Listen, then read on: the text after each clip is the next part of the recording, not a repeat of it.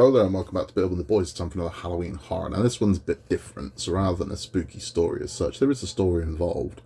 But this is more about the origins of what I've got hanging up here. You can see this one here, jack-o'-lanterns.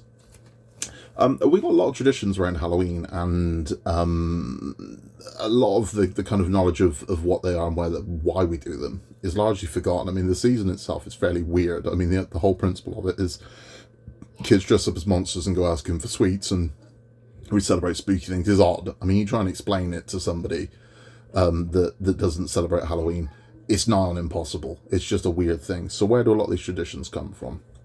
Well, a lot of the naysayers of Halloween, and there are a lot of people that can't stand it, particularly in the UK, say it's just an American thing. It's just an American thing. And it isn't. I mean, it really isn't. It's not even slightly an American thing. Now, granted, America are very good at marketing something, and that's exactly what they did. So America do it bigger and better than we do, and it's a much bigger deal in America than it is anywhere else in the world. But it is growing here. I mean, Halloween is the second highest grossing season in the UK now. It used to be Christmas, then Easter, then Valentine's and Halloween. Halloween over the years has just bumped up. So now the number two thing people spend money on after Christmas is Halloween. So it's growing, and I think it's a generational thing, so it's a lot bigger than it was when I was a kid now, and I'm sure by the time my kids are adults, it'll be huge. So it's not an American thing, it's a British thing. All of Halloween comes from Britain and Ireland and Europe. That's where it comes from. And particularly the jack-o'-lantern. So why do we carve pumpkins into scary faces and put candles in them at Halloween? Well, it goes back to a story from Ireland. So Irish immigrants took this story to America, and that's why it's popular in America. But this is the story. So the story goes, there was a man in Ireland, a known thief and con man called Stingy Jack. That was his nickname. He wasn't christened that. Stingy Jack. And he was just, he was a scumbag. That's what he was. He was a petty thief. He was a pickpocket. He was horrible. And he invited the devil for a drink. When everyone had sort of cast him out, he wasn't welcome anywhere. He invited the devil for a drink, and the devil, seeing Jack's work, was quite impressed by his kind of his petty crime and upsetting people and causing disorder. So the devil agreed, and I'll have a drink with you, Jack, sure. So the devil appears as a man, and they sit in a bar and they drink and they talk and they exchange ideas on, here's other things you can do to mess with people. And so you're doing good work, because the devil obviously is seeing a soul that at some point he's going to get to harvest. So they have their drink and they have their discussion, and at the end of it, Stingy Jack, true to his word, I've got no money, I can't pay for these, Lucifer, I'm sorry. And the devil's like, well, how are we going to do this then? So Jack has an idea. He says, well, you can change your form, can't you? And he says, yeah. And he says, well, I've got a fantastic idea. And he says, if you turn yourself into a silver coin, I'll pay for the drinks with a silver coin. Then you can turn back into your form and the coin will go missing.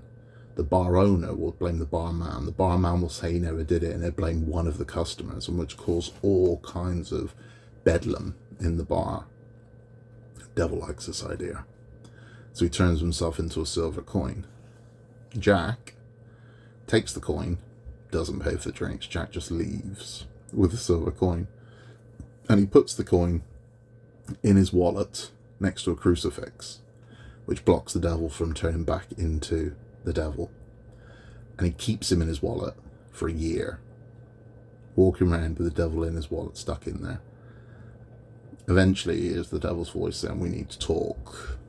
So the devil's really not happy with Jack at this point, and Jack says, okay, I'll do a deal with you, devil. And he says, I'll let you out, but you can't mess with me for a year. You can't do anything. You can't come for me for a year. You got to give me a year. Devil agrees. So Jack lets the devil out. There he is. And he's like, okay, Jack, I'll see ya. I'll see ya. I don't forgive. I don't forget. And a year from now, I'll swing by and see ya. So Jack carries on. Jack doesn't repent. You'd think some people would. They try and find religion at this point, knowing full well that Lucifer's coming for you in 365 days. But no, Jack just carries on being Jack. So a year later, the devil appears and he says to Jack, right, remember what you did to me, Jack? It's time to pay. And Jack says, hold on. He says, whilst you've been away, I've had some ideas of other ways we can mess with people here. Right, so, he said, you saw how effectively I did it to you. My soul's one soul. Why not turn people against each other and have even more souls? The devil considers this. And he says, okay, what you got in mind? And they went to an orchard. They said, here are the prize-winning apples. He said, these ones here. He said, this whole village relies on these apples. He said, they sell them, they eat them, this is what they need. And the devil says, so what are you thinking?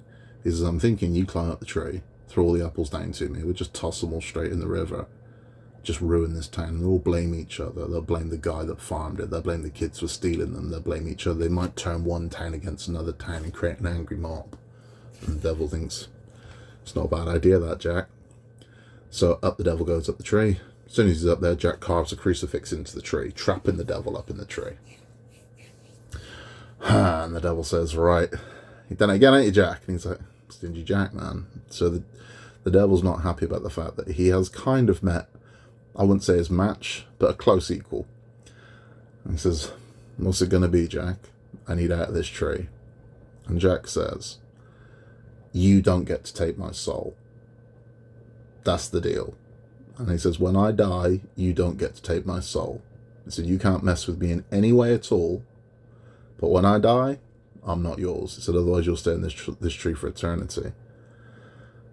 The devil thinks about it. And he says, you know what? You're a scummy man.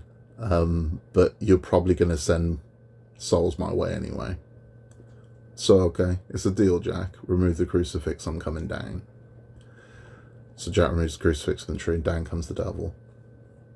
Really wanting to harvest his soul, but the devil's word is his bond. Doesn't take it, and he leaves. 10 years later, nothing's happened to Jack. The devil kept true to his word. But Jack sadly passes away. Well, I say sadly, no one really missed him. So now Jack has only one place to go because he can't possibly go to hell, so he can only go to heaven.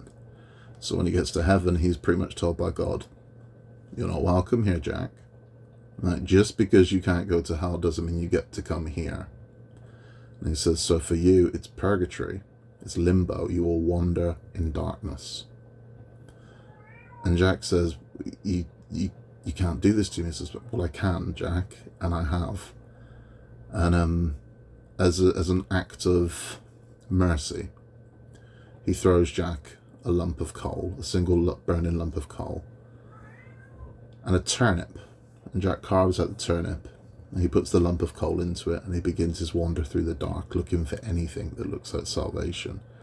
And that's what he does for the next millennia, still wandering the earth today in total darkness, lit only by his turnip lantern. And he became known as Jack of the Lantern, which then became Jack of the Lantern, Jack-o'-lantern. So now you know, that's where jack-o'-lanterns come from.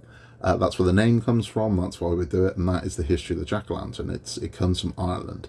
So when the Irish moved over to America, originally turnips would have been what were turned into jack-o'-lanterns.